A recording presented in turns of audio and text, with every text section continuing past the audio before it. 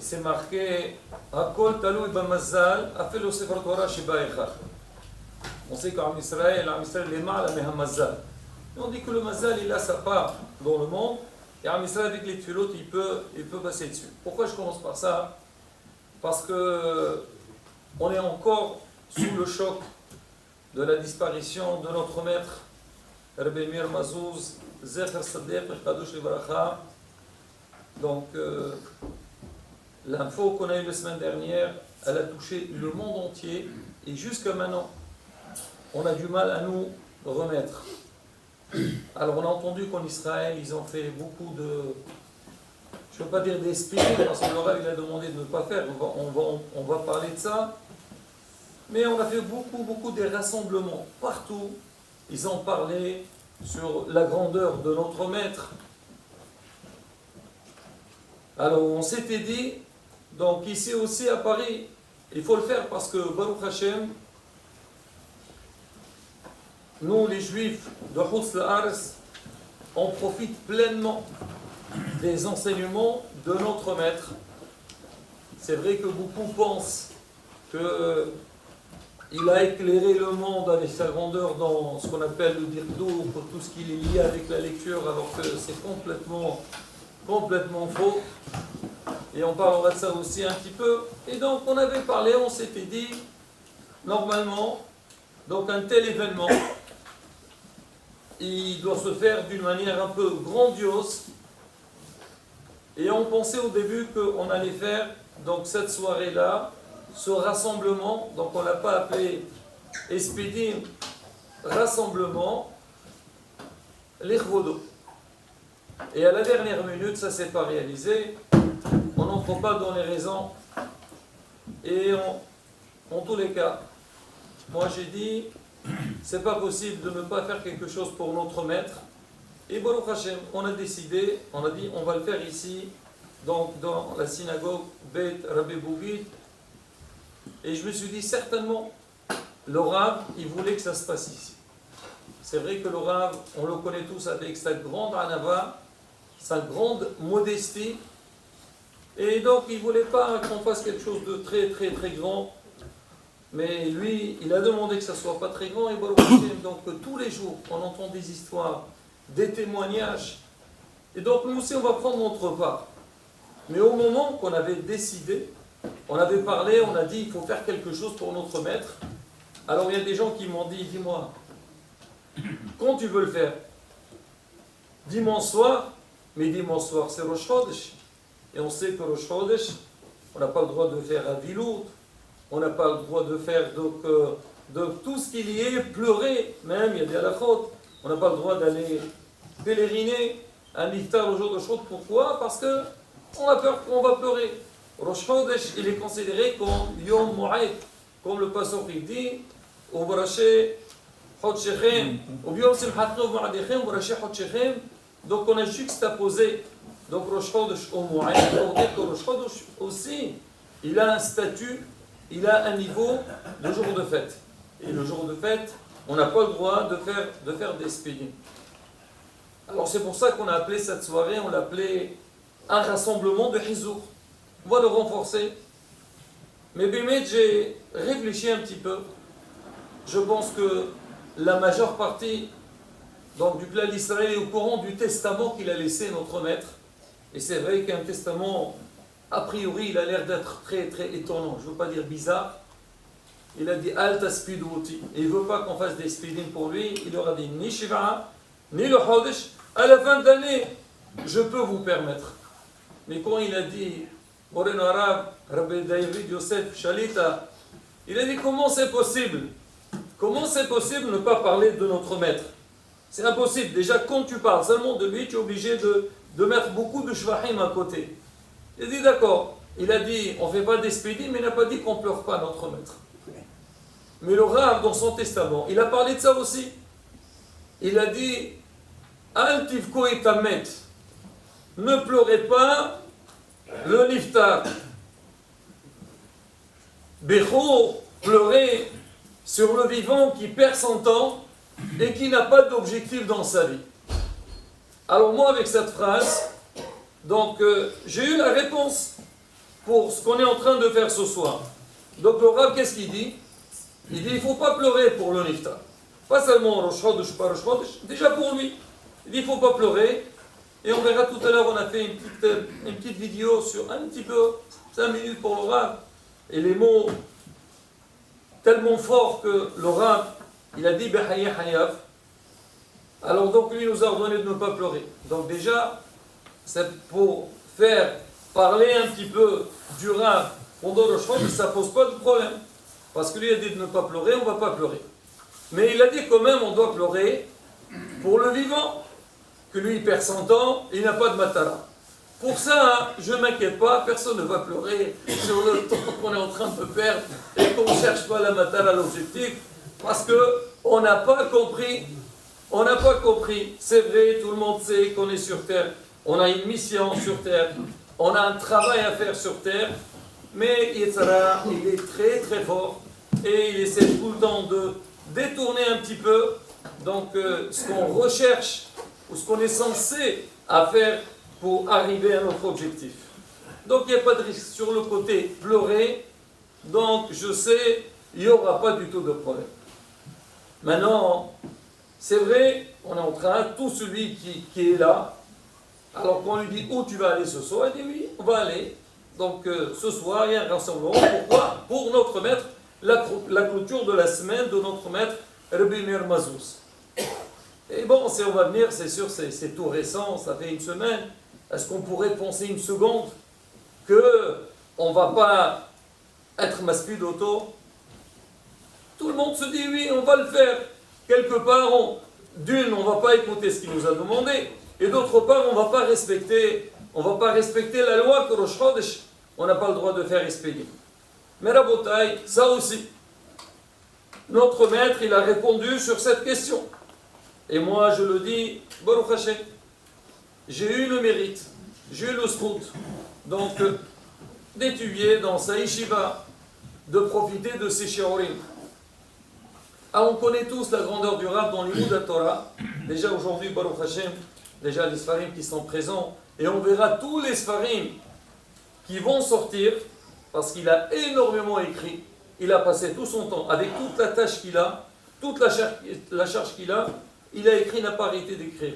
Et si on regarde la bouteille, chaque fois qu'il était là où il se trouvait, tout le temps il avait le livre dans sa main. Comme la semaine dernière, Rabbi Aaron Boutboul, donc le gendre de Rav Yosef,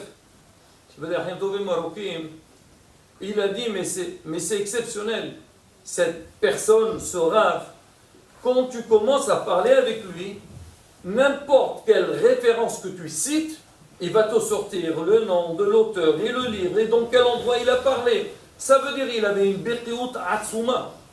Alors que, normalement, quand on va parler d'un tel Rav, ce qu'on appelle un petit peu le Ayoun de Tonsi, c'est le Ayoun. Pour lui, le Ayoun était dans la poche. Mais il n'y a pas seulement le Ayoun, mais il était la une birkiout inimaginable.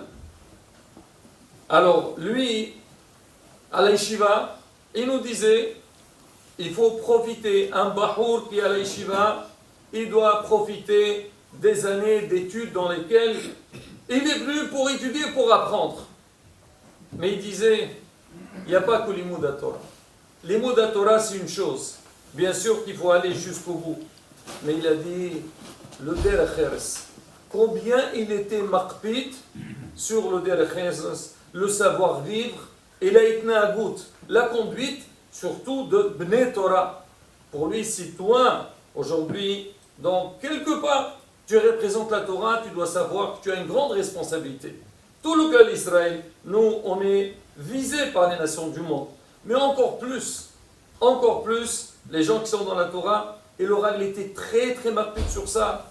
Et chaque fois qu'il voyait quelque chose qui sortait un petit peu de la normale, alors il faisait un scandale à l'Yeshiva. Pour lui, c'est hors question que des Talmidei Chachamim, que des Bahorei Yeshivot ou des Avrechim, ils ont une conduite qui n'est pas à la hauteur. Alors, on lui a posé la question, on lui a dit, Rav, d'accord, vous parlez beaucoup du Moussa, vous dites que un Ben Torah, il doit faire du Moussa, comme on le dit toujours, Yafa Torah, Ain Derech Eretz. Derech Eretz Kadma la Torah.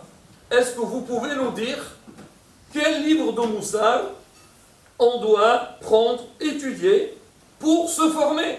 On ne peut pas, comme ça, avec nos pensées, nous dire oui, moi je veux devenir quelqu'un respectueux par rapport à ma manière de voir. Si tu penses que tu vas être respectueux par rapport à ta manière de voir, c'est pas sûr que tout le temps tu vas faire ce qu'il faut.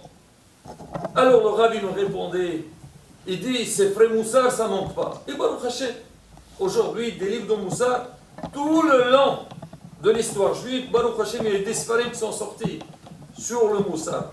Et là, dit le Moussar, c'est que chacun, il sait cibler ce qu'il a besoin. Ça veut dire, on peut prendre, je ne sais pas, il y a des Sfarim très connus, que tout le monde utilise dans les chivotes. Il y a aussi des Sfarim aujourd'hui qui ont été écrits parce qu'on a compris un petit peu le Dor, la nouvelle génération.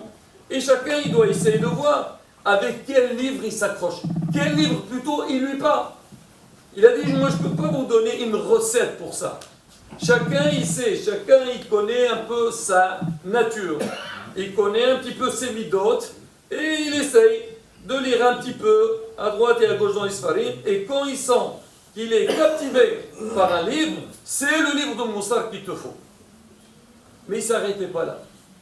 Il a dit ça, si vous voulez vous parler d'un livre de Moussar. Mais il nous a dit, vous savez c'est quoi le plus grand livre de Moussar qu'on peut trouver? C'est lire la biographie d'un gadol. Ça veut dire prendre un livre qui parle de la vie d'un grand, de la génération, ou même avant, essayer de lire, voir son mode de vie, comment il a vécu, comment il s'est conduit, et là, à travers toutes les histoires, à travers toutes les anecdotes qu'on voit sur sa vie, nous-mêmes, alors ça va nous transmettre un grand message, et on va essayer de l'imiter, et là, ça sera le plus grand livre de Moussar qu'on peut faire. Ah, pourquoi j'ai parlé de ça? Je ne suis pas en train de faire un cours de Moussar. Encore une fois, pour répondre à la question de départ. On dit quoi ce soir? Quoi, c'est Rosh Chodesh. Le Rav, il a dit, on ne fait pas de maspid auto, on ne fait pas des spidim. Alors, comment on va parler de lui? Ben, on lui dit, Rabben, Moreno ve Rabbenu, ce soir, si on parle de vous, ce n'est pas pour faire un espède. On va parler de vous, parce que vous-même, vous avez dit. Et bien, on l'a entendu beaucoup de fois, la Yeshiva, il disait ça, mais après, j'ai vu, le Gaon Medilna, beaucoup de Gdolim, ils disent ça. Si ce soir, on va parler du Rav, ce n'est pas pour les aspects d'auto. Lui n'a pas besoin de nous. Et son niveau, il est très, très, très là-haut. Nous, on ne va pas témoigner, mais on va raconter quelques anecdotes. Mais on va parler du Rav pour avoir un hisouk, pour le renforcer. On va voir comment le Rav, il a su profiter de sa vie. Le travail qu'il a fait tout le long de sa vie. Et ça, c'est un grand message pour nous. Pour dire qu'on est sur terre, on a une mission. Nous, en Israël, on est différent que les autres nations. Et on sait chaque jour, on a besoin d'évoluer, d'avancer et nous rapprocher le maximum possible d'Akadosh Baruch. Déjà, ça, comme Rabotai, j'essaie de répondre un petit peu parce que je me sens un petit peu concerné comment on peut organiser une telle soirée, un rassemblement le soir de Rosh Chodesh. Je pense, on a donné quelques arguments pour dire il n'y a aucun problème. Maintenant, pour parler du Rav, Rabotai, on dit toujours, quand tu veux connaître quelqu'un, il faut dire, qu'est-ce qu'il dit Shlomo HaMelech? Tov yom hamavet miyom hiwaldo. Le jour de la ptira de l'homme, il est plus fort que le jour de la naissance. Quel rapport? La naissance, c'est simha, on est content, la joie, il y a les fêtes. Et quand quelqu'un quitte le monde, c'est la tristesse. Ah, il nous a quittés. Alors, comment Shlomo HaMelech il explique ça? Et ça, Rabotai, je le dis maintenant et tout de suite, j'ai un rappel de ce qu'il nous disait notre maître, lui ou son frère Shibadi Haim Tovim, Rabbi Semach Mazouz, il dit, leur père, il disait comme ça, il dit que un bahou ou un enfant, c'est comme une boîte qui est fermée, on ne sait pas ce qu'il y a à l'intérieur, on ne sait pas ce qu'il y a à l'intérieur. Un jour, elle va s'ouvrir et on va voir ce qui va sortir de cette boîte-là. Pareil aussi, quelqu'un qui vient dans le monde, un enfant, il est là, il est sur terre. C'est vrai, on sait, il est sur terre, Hachem il a envoyé, il y a un Neshama, mais quand est-ce qu'on peut savoir si cet enfant-là, cette personne, elle a réussi dans sa vie ou pas? C'est quand il a quitté le monde. Quand il a quitté le monde, et on va voir un petit peu qu'est-ce que les gens parlent de lui, comment l'écho qu'il y a eu quand la personne, elle nous a quittés. Et moi, je veux parler un petit peu de notre maître, de son départ de ce monde. Je pense que beaucoup, ils ont entendu, on a vu des témoignages, on a envoyé des vidéos sur ça, mais c'est important de le rappeler, et peut-être certains ne sont pas au courant. Le Rav, il est né donc, le 13 Nissan. Donc cette année, le 13 Nissan, alors il était à l'hôpital, il a appelé sa famille, il leur a demandé de venir, et même il a demandé, il voulait un minyan, des personnes pour qu'ils viennent. Sa fille, quand elle l'a vu, elle lui a dit, papa, sa fille ou sa petite fille? Il lui a dit, ton visage est très rayonnant, qu'est-ce qui se passe? Il lui a dit, c'est son dernier jour. Lui-même, il a dit, c'est son dernier jour. Après, il a dit, non, non, je veux changer le programme. Je vais changer le programme. Il a dit, Am Israël, il a tellement prié, il est au courant, il est informé de tout. Il a tellement prié pour lui, pour qu'il guérisse, pour cacher Mi'alechama, Batov Shota B'Ni'imim. Il a dit quoi? Il va partir maintenant, ils vont être prises pendant la fête de Pessah. Il dit non. On laisse pour la semaine prochaine. On laisse, voilà. Un match différent, on l'a laissé. Il n'a pas cette semaine, on le laisse la semaine prochaine. Et à la bouteille de Chenaya, le dernier jour, Shvi'in Shel Pessah, après Hatzot, notre maître, il a quitté le monde. Alors beaucoup parlent donc de la promesse de Baba Saleh. On sait tous que notre maître, voilà, il le dit même dans son testament, donc il dit, il remercie Akadosh Baruch Hu pour les 80 années qu'il lui a accordées, qu'il lui a données, et même son on va dire son Ozer, donc on va dire Hadour, Shevishnu B'Hayeu. Alors il a dit, beaucoup de fois, le Rav il lui a dit, 80 ans c'est très bien pour lui. Il a été zoché, ce qu'il dit, le passant, et mispar yamecha amalek. Donc il a fini ses 80 ans. À Oshana Rabba, l'année dernière, et on sait tous, on le fait tous. À Oshana Rabba, on fait Nishmat Kol Hay, on dit, voilà, aujourd'hui, on est venu, on a fait Nishmat Kol Hay, Be'ezrat Hashem, l'année prochaine, on viendra, et on refait, Baruch Haba. L'année prochaine, on viendra et on fera Nishmat Kol Hay. Alors le Rav il leur a dit, lui il ne veut pas faire cette demande. Il dit c'est bon, c'est-à-dire il aura annoncé que l'année prochaine il ne va pas faire Nishmat Kol Hay. Déjà Raboter, on regarde un petit peu, donc déjà sa grandeur. Alors on a dit que donc la veille de Pessah, il leur a dit il va laisser ça à la fin. Alors je reviens sur le Rav du Baba Saleh. On sait que le Rav il est tombé du 3e étage. Les médecins ils ont dit qu'il n'y a rien à faire, il ne pourra pas vivre. Alors son beau-frère, il est parti voir Baba Saleh. Il lui a dit ne vous inquiétez pas, et il va vivre. Et il sera en bonne santé, et il va conserver tranquillement, et il méritera de voir Pene Mashiach. Il verra donc la face de Mashiach. Alors ça c'était très très très rassurant, et effectivement tout ce qu'il a dit Baba Saleh, donc ça s'est réalisé, et même lui là récemment, il a répété beaucoup de fois, parce qu'on dirait qu'il voulait dire à tout le monde que ça y est, il va partir. Il a dit qu'il raconte cette histoire. Il a dit que Bassaladi va venir Mashiach, il aura dit peut-être selon ce qu'ils disent Chabad, que le Rebbe c'est lui le Mashiach, il a vu le Mashiach selon Chabad. Donc pour lui déjà, ça, on ne va pas dire que cette prophétie de Baba Saleh, elle n'a pas été réalisée. Et moi, chaque fois que j'ai entendu cette phrase, moi je dis pourquoi le Rebbe parle comme ça? Même justement à la fin, Alors on parlait, on faisait des filotes, on disait, il disait, oh, c'est Idardera Matzar. Alors, parmi les réactions qu'il y avait, moi je me rappelle même, à la maison, quoi, mais Mashiach, il va voir Mashiach, alors Mashiach. Bon, le Rav, il a donné sa réponse. Mais malgré tout, Rabotai, comme beaucoup de rabbinim l'ont dit, quand il est parti, c'était le 7e, c'est ce qu'on fait sans dette Mashiach. Donc, le dernier jour de paix, ça en fait cette fête, c'est quoi? Kabbalat Pene Mashiach. Après, nous, on ne peut pas aller au-delà de ça, comme on dit, Hanis Tarot l'a donné les héros. Mais Rabotai, ça ne s'arrête pas là. Le Shabbat en question, donc la mita qu'il a eue, donc comme David Amelech, comme Moshe Rabbeinu, dans son Beth Midrash, ils étaient là-bas, ils étaient en train d'étudier, ils étudiaient les fois Maran, parce qu'il y a toujours de l'espoir.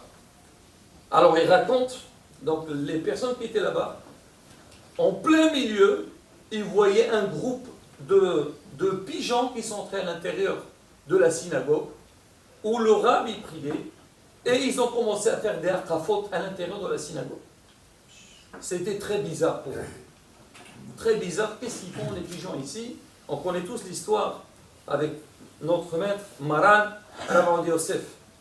Quand on était martyr auto, quand on l'a couronné, alors il y avait un pigeon qui était venu, il était présent tout le long de la Haftara.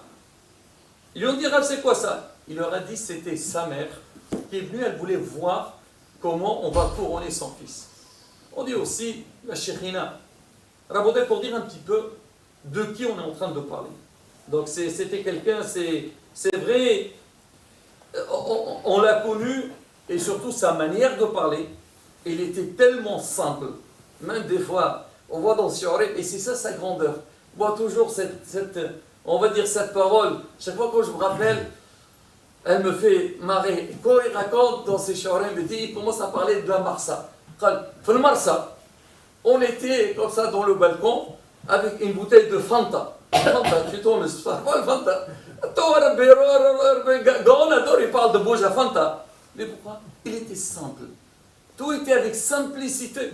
Mais il faut voir, hier soir, son gendre, ils ont fait un panel sur un peu sur Alon Beit Neyman, qu'il a conquis le monde entier, partout dans le monde, il est recherché. Et moi, chaque fois que je suis avec les gens, ils me disent, toi, tu sais, tu connais Kisrahanim, s'il te plaît, on a envie comment faire pour avoir le Alon. Ne vous inquiétez pas, sur le champ, j'envoie directement, ils le reçoivent. Dans beaucoup d'endroits en Europe, et les gens, ils me demandent, des rabbinim, on veut profiter des paroles de notre maître Rabbi Meir Mazouz. Ça, la bouteille, sa grandeur. Après, on va parler comme ça. C'est vrai, ces témoignages, déjà, parlent beaucoup de lui. Mais dans les mots de la Torah, seulement hier soir, son Ozer, son Néac, son chauffeur. Alors, je lui ai demandé, on a préparé une petite vidéo pour le Rav, une petite projection. Est-ce que tu peux m'envoyer quelques photos, on va dire, astratotes comme ça? Parce que le Kahal, il a envie, on a envie de voir. Et il m'a envoyé quelques-unes. Et le Rav, il parlait. Il parlait beaucoup, il parle de Tunis, il parle de Rapinson, donc le travail qu'il a fait à Tunis et tout. Et il parle de la manière d'enseigner. Ce qu'on parlait tout à l'heure avec Rabbi Dov, c'est que la pédagogie aujourd'hui, c'est vrai, on a des talmidei hachamim, mais il y a aussi la manière. Comment intéresser l'enfant.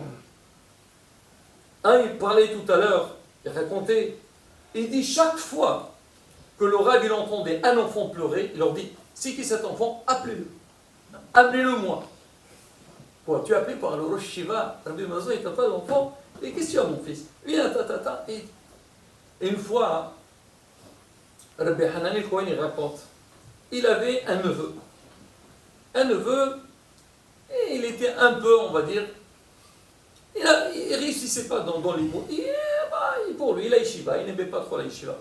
Il a dit que je vais le faire souiller.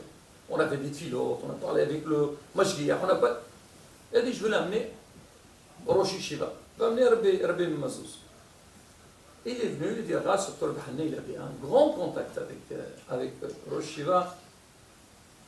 Il lui a amené, il lui a dit voilà, Rav, est-ce que vous pouvez faire une bracha à mon neveu? Voilà, il a du mal un peu dans le limoud Est-ce que le Rav il a dit, viens mon fils, viens. Il lui a dit, regarde, tu me vois moi? Il dit, moi j'ai pris de l'âge, j'ai du mal à étudier. Toi tu es encore petit, tu peux étudier, profite maintenant de l'Imoud Torah. Il dit, moi tout ce que j'ai étudié quand j'étais petit, c'est ça qui m'a servi dans ma vie. Il dit, viens, tu veux?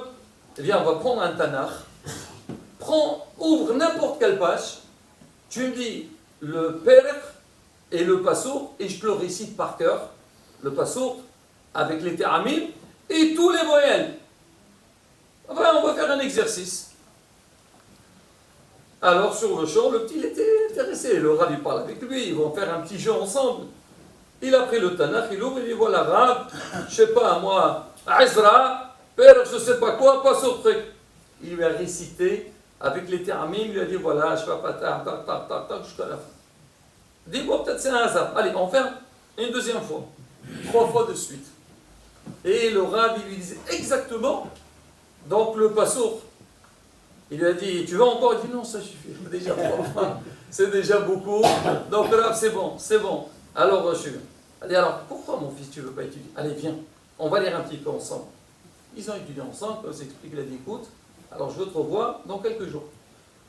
Le petit il est sorti content, Rabbi Mazouz, il a pris, alors il lui a parlé, il était doux avec lui. Il est revenu quelques jours après, il a dit, regarde maintenant, c'est toi le prof et moi l'élève, tu vas m'apprendre. Il a commencé à discuter avec lui, et un petit peu l'intéresser, et Baruch Hashem, l'enfant il a eu du hachak, et Baruch Hashem, il a repris l'Imoud Torah. Pour dire que quoi la bataille, la grandeur des Gdolim. Des fois, on pense qu'ils sont fermés dans leur sefer, dans leur limoud, pas du tout. C'est Géoné Ador. Et ils savent ce qu'il faut pour l'un, ce qu'il faut pour l'autre. Il avait, comme on a répété beaucoup de fois, à Pesach, qui n'est que Torah, et Had Hacham, Had Rasha, et Hatam. Elle n'a pas dit, écoute, Rasha, on s'occupe de lui, on s'occupe de lui. Le tam, il faut savoir le répondre simplement. Mais il ne sait pas parler, on le fait parler. Et c'est la grandeur de la bataille. Ah, pour parler un petit peu de sa Géonout. Moi, je n'ai pas besoin de parler de sa Géonout parce que ces Sfarim, ils sont mé'idim sur lui. Mais je vais parler un petit peu des petites anecdotes. Et une fois, à l'université de Bar-Ilan, là-bas, on appelle des sommités. Mais pas seulement dans le monde de la Torah. Je pense que tu étais invité de temps en temps. Alors on appelle là-bas, et ils viennent là-bas, et il y a des discussions, et chacun, ils font des conférences et tout. Le Rav aussi, il était appelé.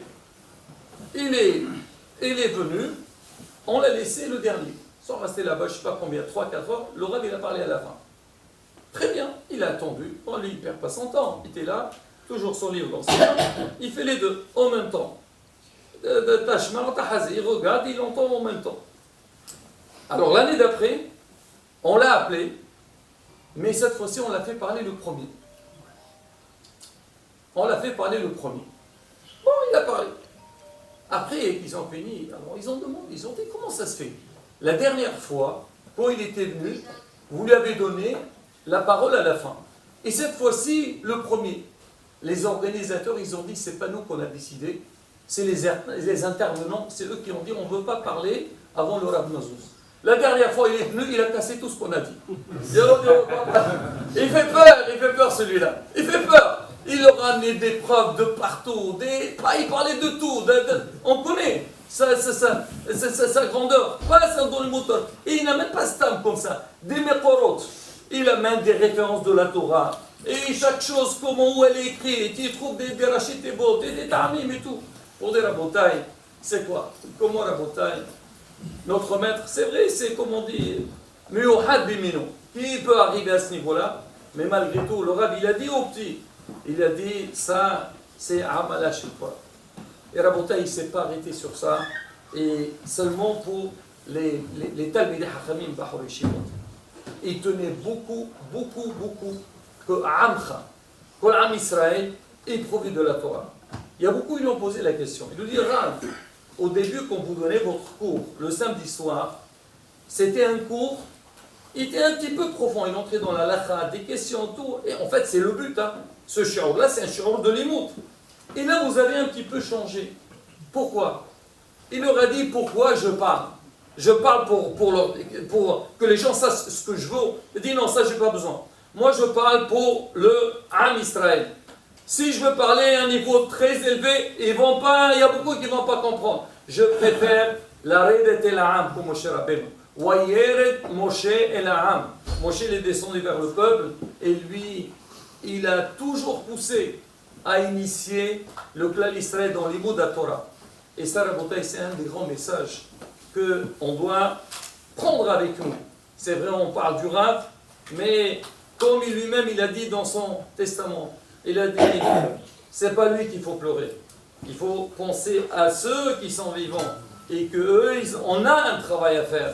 Et ça, Bémet, c'est ça le but donc, de ce rassemblement, en voyant cette image, cette sommité, tout ce qu'il a fait Moreno Harav. Donc dans sa vie, que nous aussi on soit mithazer Bezrat Hashem, qu'on prenne sur nous, aussi bien les rabbanim, les responsables, oui, pour prendre nos frères juifs, les prendre et les ramener vers la Torah. Et il faut aussi que le clan Israël aussi, il prend lui aussi donc cette initiative et qu'il soit courageux Bezrat Hashem pour étudier, apprendre et avancer. Et comme ça, Bezrat Hashem, on fait la hatrouah. הקדוש ברוך הוא, ונזכה לגאולה שלמה במהרה בימינו, אמן כן רצון. רבותיי, on a le plaisir d'avoir beaucoup de rabbinim avec nous, on va leur donner tous la parole. Moreno Arav Rabbi Gabriel Alon Bechavod.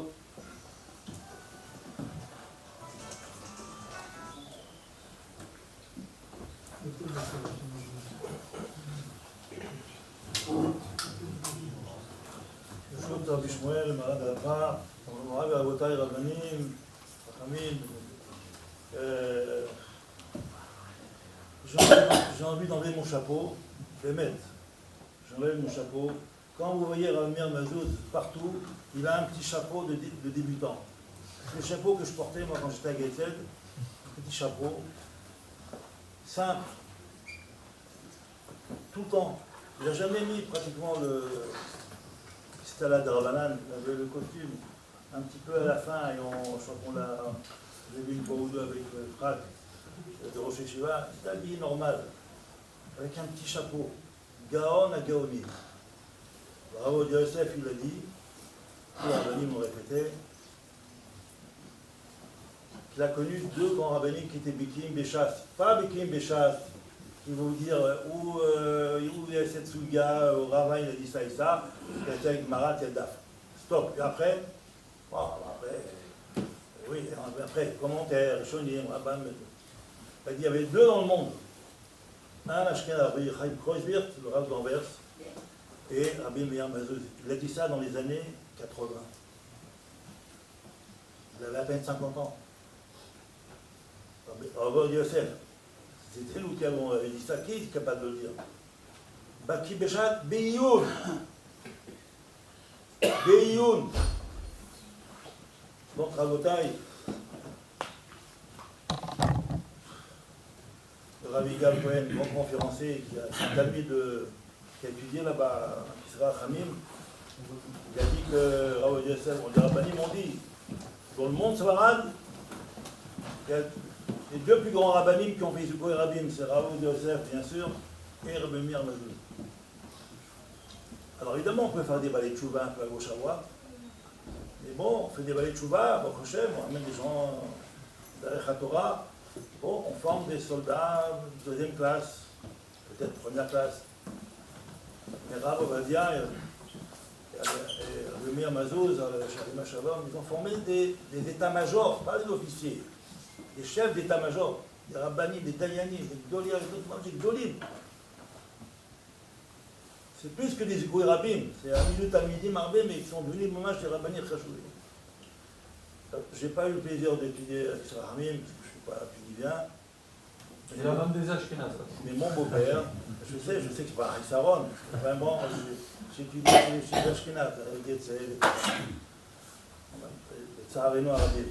Et mon beau-père était le Talmud de Rabbi Matzia. On parlait beaucoup de lui. Mon beau-père était Talmud de Rabbi Matzia. Mon beau-père, il était Shnar Tzibour à Rosh Hashanah. Rabbi Matzia, il voulait mon beau-père le Shnar Tzibour. Il me raconte que les enfants de Rabbi Matzia, ils rasaient les murs. Il rasait les murs quand il sortait dans la rue. Il rasait les murs. Mon beau-père, c'est le Rabbi Matsiar qui lui a appris la chod de Khatouna, la chod de Tahara, et la rabbinite de Rabbi Matsiar. Elle a appris à ma belle-mère de la chod. Ils habitaient dans le même immeuble. Bon. On a dit que le Mamashma, nous, Mahaïnou, Bémet, je ne sais pas pourquoi tu m'as demandé. J'étais très heureux de venir. Mais tu m'as dit, prends la parole. Quand on est Habidara, quand on est Chalbeyoun, et nous, le Bekoshi, on se rappelle du date de la Gemara de la veille. On sait qu'on l'a rappelé tout le monde que le Rav, à l'âge de 30 ans, il devait partir. Il était condamné à mort. Il tombait comme troisième étage. C'est pourquoi, parce que le Rav a dit, il est sorti tard d'un shiur, et il devait rentrer chez lui. Il a tapé à la porte, et sa femme ne répondait pas. Et la rabbinite ne répondait pas, c'est-à-dire elle dormait. Alors il ne voulait pas la réveiller. Qu'est-ce qu'il a fait? Il est remonté, et il est passé chez un voisin. Il a chevauché, donc il y avait deux balcons qui étaient limitrophes, et il a enjambé le balcon. C'est comme ça qu'il est tombé du troisième étage. Et il a dit, là j'ai entendu le rabbinite, il a dit pourquoi ça lui est arrivé? Rien ne vient par hasard. Pourquoi ça lui est arrivé? Parce que quand il est venu en Eretz Israël dans les années 70, après l'assassinat de son père, il est arrivé, c'était déjà un gaod, c'était un Iloui. Et il y avait une grande chéla qui avait été posée à Porat Yosef. Ils ont posé la chéla à Rav Wenzel Abashaoul. Apparemment, il n'était pas là, Rav Ovadia, il était en voyage. Et Rav Wenzel, il ne savait pas répondre. Donc ils sont venus le voir à lui. Il a répondu. Ils ont dit, celui-là, c'est un gaod. Et il a eu des compliments de partout. C'est un gaod, il y a un gaod qui est arrivé de Tunisie. Oh là là. À Rami Badot. Il a dit, c'est à cause de ça. C'est pour ça que depuis ce moment-là, il est rentré dans une avoda de Hanava, quelque chose d'inimaginable. Et Hanava, je l'entends, j'ai encore écouté un peu de... Il ne donne pas de chiour, il parle, il bavarde. C'est unique ça, c'est unique. Il bavarde. C'est-à-dire le Torah, le sport comme ça, c'est des flots de Torah comme ça, normal. Il part tellement vite, il faut les suivre. Il bavarde. Je ne dirais pas qu'il donne un chiour. Il prépare ses phrases, et il est proche, il envoie ça son mamache. Ils ont dit ça du regard chauvert, ils ont dit que quand tu lui fais une prise de sang, le regard chauve, il ne sort pas du sang, il sort des dates du Gemara. C'est comme ça, c'est des flots. C'est un gaod. Alors, le Rav, il a dit qu'évidemment, il n'y a pas d'espèce, et le Rav, il a dit qu'il faut faire les chaïlis, il faut faire les choukati dans l'alvaya, les chaïlis, et Ibdal. Donc il a dit qu'il faut prier pour les vivants. Pour nous, Bémet, c'est une Aveda. Alors écoutez, dans la paracha, on ne peut pas tomber mieux, évidemment, Chova et Kadesh. Mais la question de Mfarshim, une grande question ici. Nadav Abihu ont été fauchés à un jour grandiose, un événement historique, en pleine fête, l'inauguration du Mishkan, en splendeur, après tout ce travail, tout ce que tout le monde a offert, a donné, a contribué. Et pas un mort, 2 morts. Ça a cassé l'ambiance. Rachel Kadosh, il a dit en vérité, ils étaient déjà Chayemita avant. C'est ça la question. Ve'ela tzili ben Israël, lo shalach yado. Rappelez-vous, matin Torah, c'est marqué Vayehidu, Vayeshtu. Ils ont vu Elohim, ils ont vu Hachem. Et Akadosh Baruch Hu a écrit là-bas que Akadosh Baruch Hu lo shalach yado, il ne les a pas punis. C'est-à-dire qu'ils étaient rouillés de mourir. Et de qui il s'agit là-bas? Atzilé ben Israël, qui c'est les nobles d'Israël? Il dit Rachid là-bas, c'est Nadav Avihu. Donc Nadav Avihu, c'était déjà Chayavim Mita parce qu'ils ont été trop loin, ils ont vu la Kabod. Alors Rachel Kadosh pose la question, pourquoi ils ne sont pas morts? Il dit non, pour pas casser l'ambiance. Le matin Torah. Bon, alors pourquoi on casse l'ambiance à l'inauguration du Mishkan? Qu'est-ce qu'il va dire Rachel là-dessus? Le Mishkan, c'est la fête. Pour Chodesh Nissan, c'est Géoula, c'est la grande, c'est un Chodesh mystique, un Chodesh magnifique. C'est aussi grand que peut-être le matin Torah. on fait une maison pour la Shrina. Et là, on peut casser l'ambiance, pourquoi? Rachid me dit, voilà. C'est pourquoi? Parce que quand les Israël n'avaient pas de Mishkan, pour faire des korbanot, des michaper, on tremblait, on avait peur de faire des fautes. À qui va le michaper? Ah, il va falloir faire tes choix, c'est difficile. Donc, il faisait attention. Mais maintenant qu'il y a le Mishkan, eh bien c'est facile. On a fait quelque chose, on amène un Hatat, on amène un Hachar, on amène un Korban, voilà, il y a le Kohen. Le Kohen, ils vont faire le travail pour nous, et voilà, on fait la fête. Et puis voilà.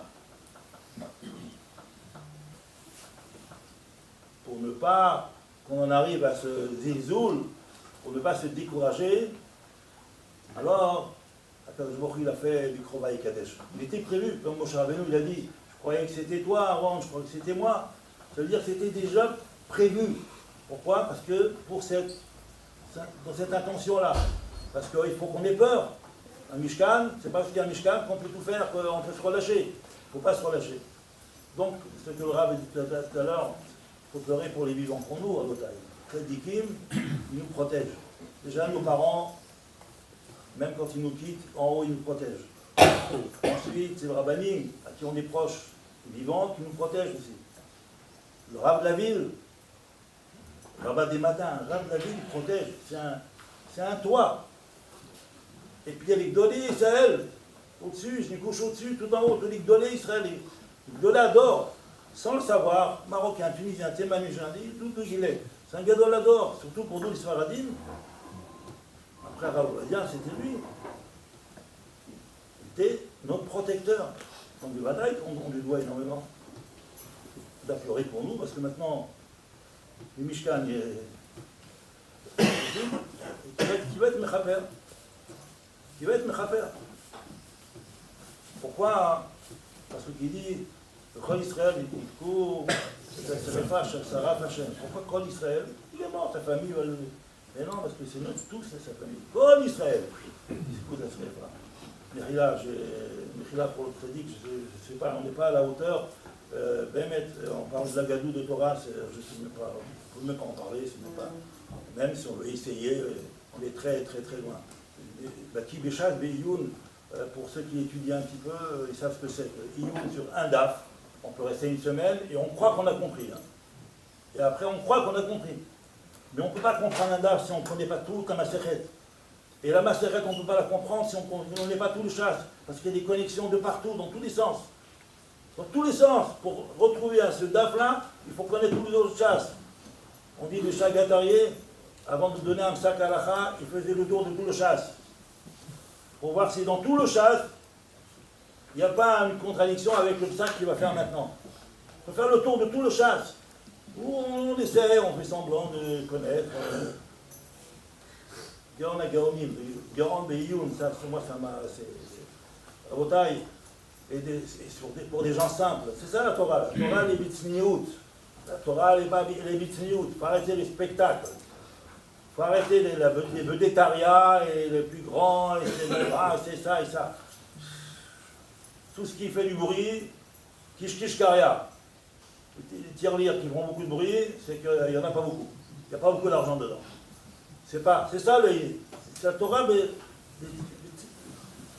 בצניעות, מהפשטות. תן שמעתו תורה חיים.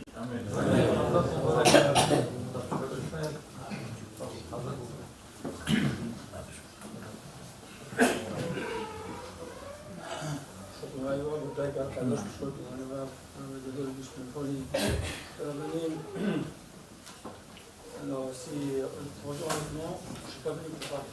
Vraiment, je suis venu parce que c'est normal que je vienne et que je sois présent pour le kavod de Rosh Yeshiva. Tout à l'heure, Rav m'a dit qu'il va tirer son chapeau avant de parler. Moi, mon chapeau, je l'ai laissé à la maison. Alors, vraiment un petit mot sur le Rav. Je me rappellerai toujours lorsqu'il y avait l'Aspera de notre Rav, mon Rav Arav Shalom.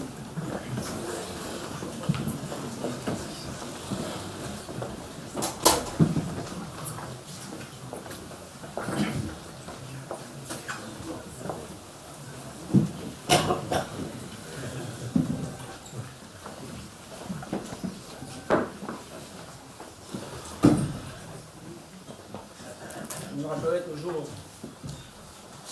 lorsque mon Rav Shmuel, le Rav de Shalom, c'est comment ça Askara, le Rav Mazouz, il a dit que le Rav, c'était le dernier des Guillaumes du Jardin. Yeshiva là-bas, il avait 55 ans.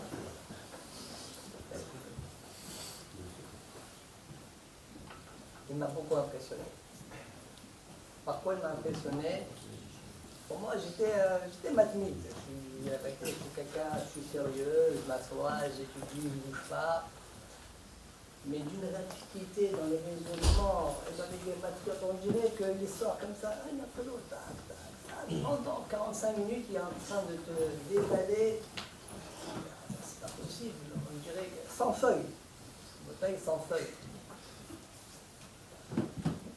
J'ai été marqué, impressionné par sa grandeur. C'est vrai, comme le dit le Bernard juste avant, c'est quelqu'un qui est très très attaché au Midat Haemet. Midat Haemet, il rapporte souvent la Gemara, là-bas il disait Dvarim Shamati Lachem Taout Hem Beyadi. J'ai besoin de dire, là-bas, les paroles que je vous ai dites, Taout, c'est une erreur. Corrige et c'est tout. Bah, ok, c'est comme ça qu'il va faire. Pourquoi tu es obligé de dire Taout Hem Beyadi? En réalité, moi personnellement, j'apprends de là, je sais que lui il est marqué sur ça, moi aussi avec mes parcourines.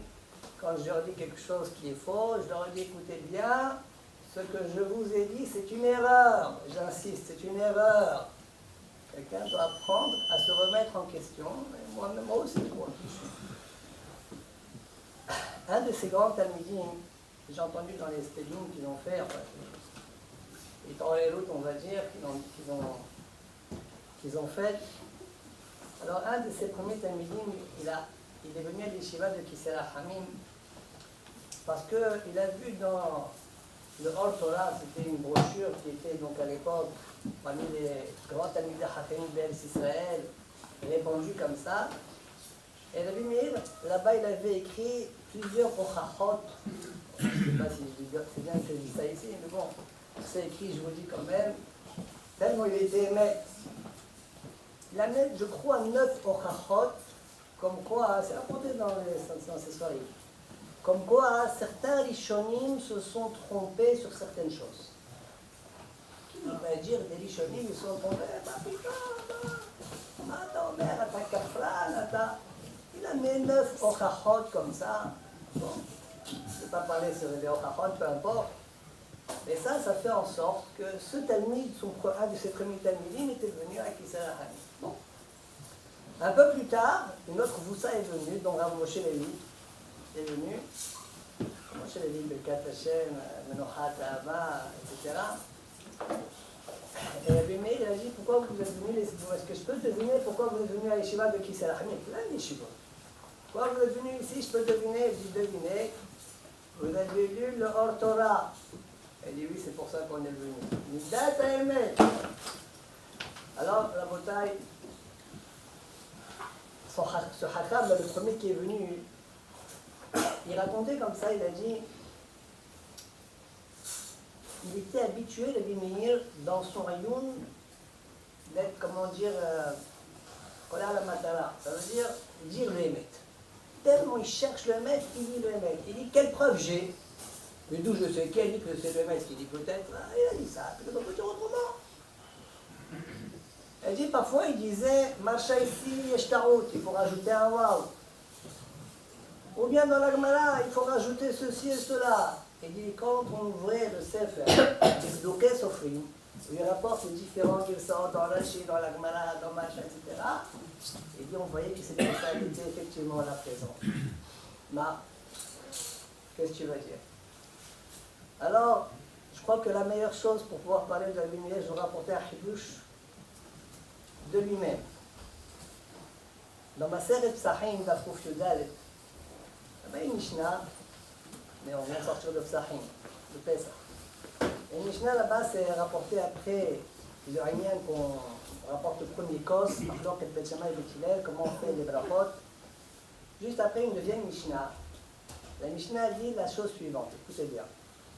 On va voir un petit peu comment il est Me'ayen et comment il est une Bekiyut Batanach. La Mishnah dit comme ça, Eviu lefanaou metabel bachazeret. Si on traduit la phrase, là on est à l'étape, nous, dans notre langage à nous, on est à l'étape de Karpas. Eviu lefanaou metabel bachazeret. Chazeret, c'est la romaine.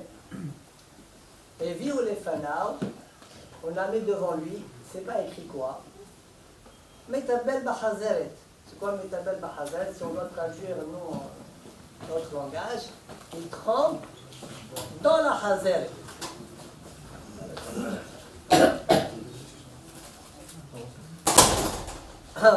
Rashi là-bas il dit Eviu lefanaou yerakot. Metabel Bachazeret, Rashi il dit Zéou la Shon Gemara. Comme on a vu là-haut, Hashamash metabel bibne me'ayin. Les filles, c'est comme un chalam al yetibul.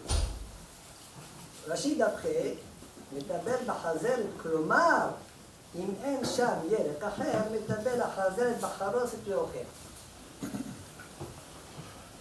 On a chitat Rachid, il y a pas mal de discussions là-dessus. Je m'en tiens à ce que Rachid a dit. Metabel b'chazer, donc normalement ça veut dire on trempe dans la chazer, c'est pas ça. C'est la Chazeret qu'on trempe dans le Karpas. Ah, mais au début tu m'as dit Evi ou lefanaou yerakot. Pourquoi après tu me parles Bachazeret? Rashi répond, il dit Klomar, im en sham yerak. S'il n'y a pas d'autres yerakot, t'as pas de, je sais pas moi, Madame Halawa, il dit on prenait, nous à notre époque, en tant que Karpas, on prenait du fenouil. Qu'on appelle Shumar, mais ça sonne l'enchimourim ou la chef. Tu n'as pas d'autres hiérapotes, tu prends. Et bien Meir il dit, si vous regardez Rashi, encore une fois, je répète, la Gemara l'a dit, le Mishnah l'a dit, Evi ou lefanaou, metabel bachazeret. Rashi dit, Evi ou lefanaou, hiérakot. Bon, la même chose, Rashbam la même chose. D'accord? Je suis la même d'ère que Rashi. Et Tosfot il est marché. Tosfot ils disent quoi? Comment ça se fait qu'on n'a pas dit il y a Hazeret? Oui, il y en a quoi? Bon, il faut discuter de ça. Pourquoi on n'a pas dit le fana ou quoi? Et là-bas, Tosfot disent non. Ah, mais c'est comme le Beno Hananel. Et vieux le fana ou shulchan. Et dans le shulchan, il y a tout ce qu'il faut, il y a les légumes qu'il faut. Ah, pourquoi on ne l'a pas dit? Ah, mais tu sais très bien. On n'amène pas le shulchan avant le kiddush. Tu fais le kiddush, après tu amènes le shulchan. Ouais, en fait, le gaon de Luna fait chez Simon, au début tout à l'heure, il amène le gaon de Luna, il amène les halot, pas comme nous, tout le monde fait comme ça en général, ils mettent les halot, ils font le kiddush, après ils découvrent les halot, ils font aussi, non, c'est pas comme ça. Les halot, ils sont dans la cuisine, ils font le kiddush, après ils amènent les halot. Bon, c'est de la chagab. Il dit Rabbi Meir, c'est bon, question de Tosfot, et Tosfot qui suit de Rabbi Hananel. Rabbi Meir il dit, l'agneau d'Achi, Rashi, il est gorès dans la Mishnah, et viu les fana ou yerakot. C'est pas un pirouche, c'est écrit dans sa Mishnah. Et viu les fana ou yerakot, metabel bachazeret. Quel prof tu as? C'est ça le pirouche. Qui a dit? Il dit, si c'est pas comme ça, pourquoi Rashi? Je vous explique comment moi j'ai compris. Hein. Si c'est pas comme ça, pourquoi Rashi, après, 2 dibourgs plus tard, il fait un klomar? S'il n'a pas de yerakot, alors il a qu'à amener, il prend Hazeret, il utilise quand même le Hazeret. Mais explique depuis le début, et viu les fana ou quoi? Hazeret, mais t'as même Hazeret. Pourquoi tu fais un klomar? T'as qu'à dire le Tana, il n'a pas dit, mais tu comprends de la suite, que c'est ça la kawana. Et viu les fana ou quoi? Hazeret, mais t'as même Hazeret. Pourquoi tu expliques Yerakot et après tu fais un klomar? Non, fais Yerakot. Ah, mais pourquoi tu parles de Hazel klomar? Si tu n'as pas de Yerakot. Après, amène Hazel. Pourquoi tu fais comme ça? Ça, c'est sa Ash'ara. Lui, comme ça, il a estimé. Alors, et quel Ochaha on a? Béhémet, dans les Rolls-Royce, là aujourd'hui dans le Maroc, il y a des Girsot dans la Mishnah. Et dans la Mishnah, c'est marqué dans certains Noshot, Eviu lefanav yirakot ou hazeret. Metabel hazeret. Il y a des Girsot comme ça. C'est sûr que Rachid n'est pas correct comme ça. Pourquoi? Parce que je ne trouve pas Rachid que yirakot. C'est marqué Eviu lefanav yirakot ou hazeret. Et la Rachid là, ni l'un ni l'autre, il est entre les deux. Eviu lefanav yirakot, voilà ce que Rachid a. Et mais là, on n'a plus du tout la couchette de Tosot. Ça, il n'a pas dit, mais je vous le rajoute. Ça, on n'a plus la couchette de Tosot. Pourquoi? Toute la couchette de Tosot, c'est quoi? Arrête, tu me dis pas qu'est-ce que tu amènes devant, et Violefana, tu me dis pas qu'est-ce qu'il amène. Mais dans sa gueule, ça a arraché, c'est marqué, il raconte. Donc, je te l'ai dit, donc j'ai pas de couchette. Ça, c'est pour vous dire un petit peu comment il est marié. Mais il a fait tomber la couchette de Tosot, que vous sachiez. Le Tosot d'après, Metabel Bahazeret, Klomar, Ochel Achazeret Betiboul. Pourquoi ce soir tu dis Klomar? On étudie un petit peu, c'est pas grave. Je finis juste avec ça. Pourquoi il dit Klomar? Comme pour dire. Parce que, normalement, comment on dit? Metabel Bahazeret, c'est que tu trempes dans. Mais c'est pas vrai, c'est le contraire. C'est la Hazeret que tu trempes dans la Haroch. Donc on ne dit pas Metabel Bahazeret. Tout ça, tu dis, c'est comme ça qu'on parle. Metabel Bahazeret, c'est comme ça qu'on parle. Klomar, Ochel Hazeret Betiboul. Il amène des preuves dans la Gemara. Et Tosfot, il continue, écoutez bien. Tosfot, il dit, vous savez quoi? Même dans le Nar, on voit qu'on parle de cette manière-là. J'explique, hein. Quand on dit Metabel Bahazeret, nous on ne parlerait pas comme ça en français. Tosfot, il dit, c'est ça le délire de la Gemara de parler. En fait, c'est Metabel Hazeret B.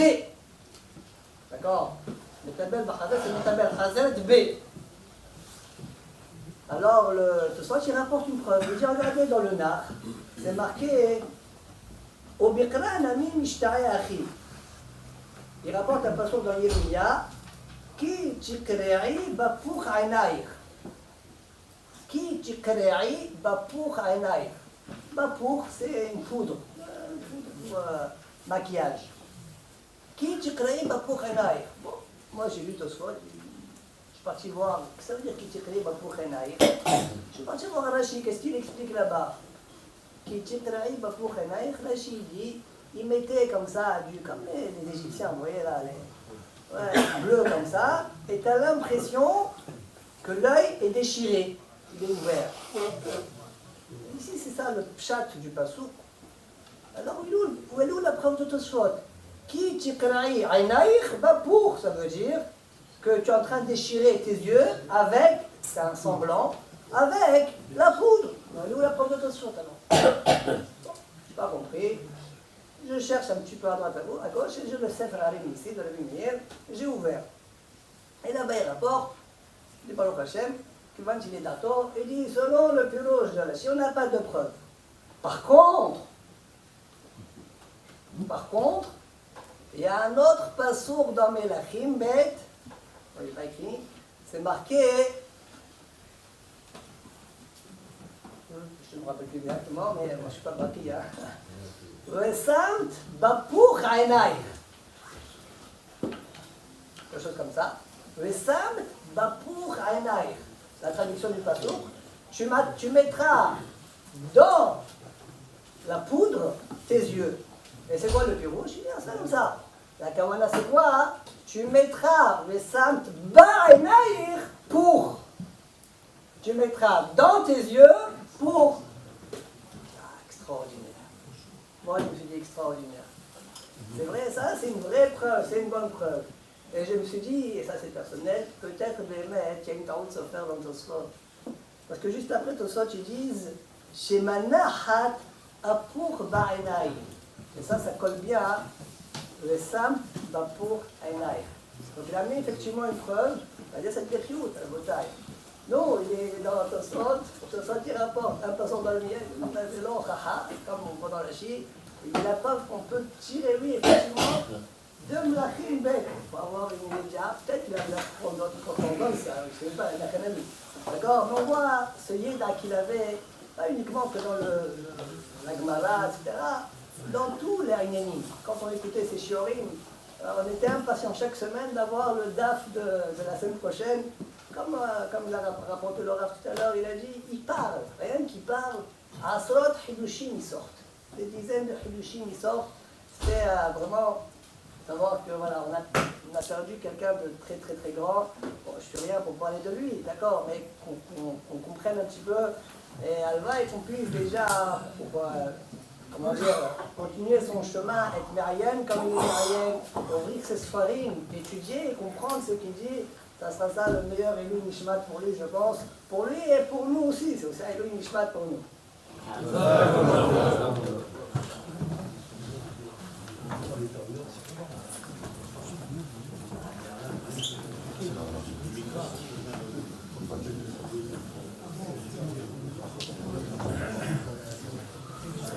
ברשות רב שמואל, מורדתך, הרב קן, מורדתך לפנקי לובביץ', הרב יוסף יצחק פזנר, כל הרבנים.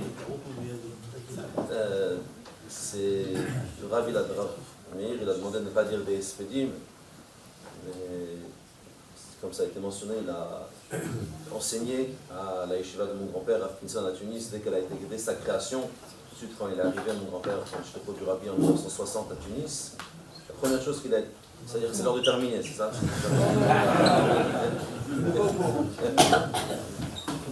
Le bleu, le bleu. Sinon, on laisse le rôle et Shabbat. Vaillé, or c'est aussi Meir, c'est or, Meir il a emmené la lumière. Meir, salut aussi, notre ami tunisien, qui était très proche aussi de Rav Meir, qui est reçu toujours sa bracha, qui t'a beaucoup encouragé. Et donc, quand mon grand-père est arrivé en 1960 à Tunis, une des premières choses qu'il a été voir, c'était il a été voir Rabbi Matzliach, et il lui a emmené un petit livre qui s'appelle le livre du Tanya. Et Rabbi Matzliach lui a demandé c'est quoi ça, il lui dit c'est un livre de Kabbalah, il lui dit non c'est Kabbalah le Pisser. C'est quelque chose qu'on peut intellectuer, qu'on peut comprendre, et ils ont commencé tout de suite à en prendre tout de suite sur place. Le premier pérec du Tanya, et quelques semaines après, à Tunis, mon grand-père a fondé la yeshiva à la demande du Rabbi Oalei Yosef Yitzhak, où je vois beaucoup d'élèves qui sont là, que je salue, qui étaient l'école des filles à la rue du Ranquet, l'école des garçons plus tard à la rue de Palestine, et moi aussi, qu'ils étaient beaucoup des élèves de l'école. Et tout de suite, Rabbi Meir a enseigné à l'école, comme ça a été mentionné, pendant 9 ans, depuis 1962 jusqu'à 1971, jusqu'à qu'il a quitté la Tunisie. Et Hamid Farim al-Biyoukan, par rapport à qu'est-ce que le Rabbi a dit par rapport à Rabbi Meir, c'était en 1965, quand mon oncle Rabbi Yosef Yitzhak chez les Achanis Côte d'Azur, Badel Chaim Tovim, d'ailleurs qui est parti en Israël la semaine dernière au nom de la famille pour exprimer les condoléances. Il était élève de Rabbi Meir, il a étudié après même sa bar mitzvah, il est resté à Tunis pour étudier, et il est rentré en Yechidut chez le Rabbi en 1965, et le Rabbi l'a interrogé sur beaucoup de choses. Après il a demandé qu'est-ce que tu apprends, il a dit j'apprends une chod kiddush achodesh. Pour un jeune homme de la peine bar mitzvah de prendre kiddush achodesh chez Ibour, c'est un petit peu, c'est pas fréquent. Le Rabbi l'a interrogé, il a demandé quelques questions, il a su répondre. Après il a demandé c'est qui ton Melamed, c'est qui ton professeur. Il a dit c'est Rabbi Meir. Là, le Rabbi a dit, il était très très content, Svaratzon, que comme ça il a continué à apprendre. Il dit que Doub, il a appris avec lui, il a fait Kiddush HaChodesh et beaucoup d'autres. Rabbi Meir, c'était quelqu'un, juste pour dire un petit mot, parce que je ne peux pas l'expédier, mais dire un petit mot, c'était quand même quelqu'un qui était très attaché là. Comme mon grand-père Rafinson, puisqu'il a pris la vie là-bas, lui il est très proche de la Messirut Nefesh, mais aussi très très proche au Rabbi. Très proche au Rabbi, comme ça a été mentionné, que on a dit, s'il a vu Mashiach, il était voir même lui-même le Rabbi. Et une des choses qu'il était très très très attaché, c'était Shlemut Haaretz, Shlemut Ha'am, Shlemut Torah, Shlemut Haaretz. Et sur les liens de Shlemut Haaretz, c'est meilleur, je sais que tu as entendu des choses que peut-être tu pourras en redire aussi. Mais tellement important d'en parler, c'est la base. Vous avez bien une place pour vous. Non. Mais cette idée-là de Shlemut Ha'am, Shlemut Torah, Shlemut Haaretz, l'importance est de dire que Lubavitch, c'est le but de la Palestine. Je crois que ça c'est déjà le signe que Mashiach a déjà bien avancé. Nous rentrons dans la période triste de Homer qui évoque une période extrêmement douloureuse dans l'histoire d'Am Israël, puisque c'est la désillusion de viande par Korfa. Et surtout, c'est la mort de 24 000 élèves de Rabbi Akiva. Et la Gemara, elle dit pourquoi c'est arrivé, cette terrible épidémie. On ne se marie pas les 3 semaines de 17 Tammuz au Tisha B'Av. Il y a plus de deuil de 9 jours de Rosh Chodesh, et puis Shavua Shechalvo, la semaine de Tisha B'Av. Là, il y a une période de plusieurs semaines. Le salle de fête où les Juifs ils aiment tellement faire la fête, voilà, 0. Les traiteurs, 0. Pas de fête, pas de simcha, pas de musique. Je pense qu'il y a des gens qui me comprennent bien là. Comment? Depuis Pessah, depuis Rosh Chodesh, jusqu'au minimum Lag BaOmer, d'après certains Menagim, jusqu'à 3 jours avant Shavuot, jusqu'à Shavuot. Pour une histoire qui est arrivée il y a tellement longtemps. Et pourquoi, malheureusement, cette terrible épidémie est arrivée? La Gemara dit Al-Shalom Nagou Kavod Zebazeh. C'était pas leur minhag, c'était pas leur voix, leur standard n'était pas d'avoir un respect digne de l'un de l'autre. C'est vraiment à la limite de l'imaginaire. C'est pas arrivé dans les yeshivot des autres Tanaïm. Par hasard, c'est arrivé dans la yeshiva de Rabbi Akiva. Si tous les enfants, même du Gan, se rappellent quel était le Hu Haya Omer, quel était le leitmotiv de Rabbi Akiva, Ve'afta le'recha kamocha, ze klal gadol b'Torah. Aimer son prochain comme soi-même. Et la Torah dit qu'il porte le titre de Talmidei Rabbi Akiva. Ça veut dire que d'après la Torah, ils sont dignes de porter le titre d'élève. D'après Torah, un Talmid, c'est Oshomed al-Dat Rabo. C'est quelqu'un qui a au moins compris cette phrase élémentaire.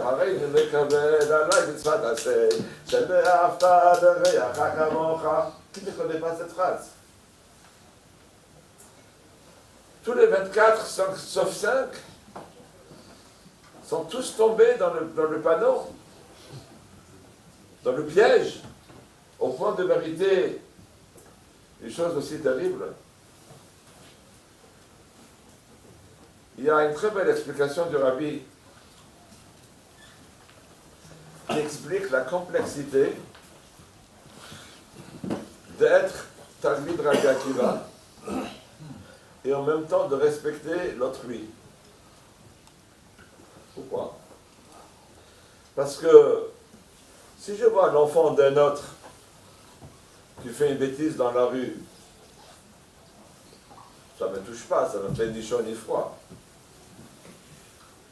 Si je vois mon fils, mon frère, que j'aime plus que moi, qui manque quelque chose, qui fait quelque chose que dans ma conception, il est dans l'erreur. Ça m'a fait mal. Ça me démange. Je lui fais une remarque, matin, midi et soir. Et s'il n'accepte pas? Je suis sincère. Je ne veux pas dire je t'aime moi non plus. Donc ce n'est pas malgré qu'ils étaient Talmidei Rabbi Akiva. C'est parce que grâce au fait que Rabbi Akiva leur a enseigné comme sa profession de foi, son leitmotiv, Ve'afta le'recha kamocha, zek gadol b'Torah, que chacun a essayé d'imposer ses points de vue à tous les autres 23 999 élèves, exactement comme lui. Et comme chacun, כל אחד במסילתו יעלה. Non seulement au sein du peuple juif, il y a 12 shvatim, et c'est d'après la Torah où chacun est là, son minhag. En Tunis même, il y a minhag Tunis et minhag Java, n'est-ce pas? Chacun est là, ses minhagim, d'après la Torah. Ça, c'est sa voie, la voie d'Hachem. Même les élèves du même maître, Rabbi Akiva, chacun de 24 000, il avait sa petite dentelle, son petit détail, sa petite particularité, sa façon, comment il a compris, comment il a mis en pratique le même enseignement du même maître. Regardez chez le Lubavitch, un seul rabbi, comment de Lubavitch, chacun est là, sa façon de comprendre ce que le rabbi a dit à droite, à gauche, etc. Donc, pour être sincère, ils ont manqué de kavod. Quel est l'enseignement?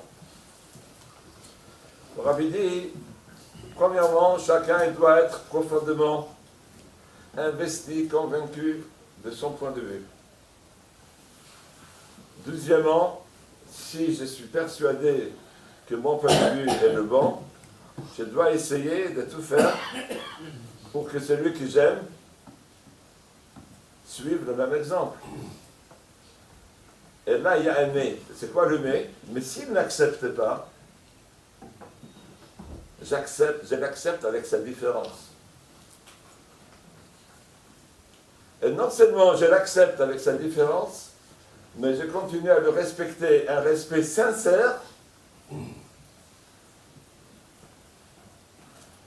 malgré ou parce que il est aussi Ben Avraham, Yitzhak et Yaakov, et il a aussi sa vérité à lui. Bien sûr, dans le cadre de la Torah de la Halacha. Et c'est ce que le Rabbi a demandé aux Chassidei Lubavitch et aux Shluchim du monde entier. Et le Rav Mazouz, dont le Rabbi disait qu'il était Rosh Yeshiva, son père lui a demandé de rester Rosh Yeshiva, disant, lui il est Kisei Rachamim, mais toi tu vas être Rosh Yeshiva de la Yeshiva de Rav Pinson. C'est exactement cette voie, parce que de nos jours, dit le Rabbi, non seulement il faut savoir Nagu Kavod Zevazé vis-à-vis d'un autre juif qui fait les 613 mitzvot, mais avec des minhagim différentes. Mais même malheureusement, on assiste à des juifs qui sont encore, pour l'instant, les Eitata, loin de pratiquer toute la Torah et le mitzvot. On doit les respecter. On doit les embrasser. On doit mettre en avant le positif qu'ils ont, le nefesh alokit, l'étincelle divine qui est en eux, pour qu'eux-mêmes ils croient dans leur potentiel divin et qu'ils fassent tchouva. Ça, c'est l'enseignement de cette période. Et si le Rav Mazouz, il est tellement populaire, tellement vénéré par tous les milieux du peuple juif, mais en parlant de judaïsme tunisien, je ne crois pas que tous ces élèves sont des Rosh Yeshivot. Mais le dénominateur commun, c'est qu'ils ont compris l'essentiel. C'est que nous sommes tous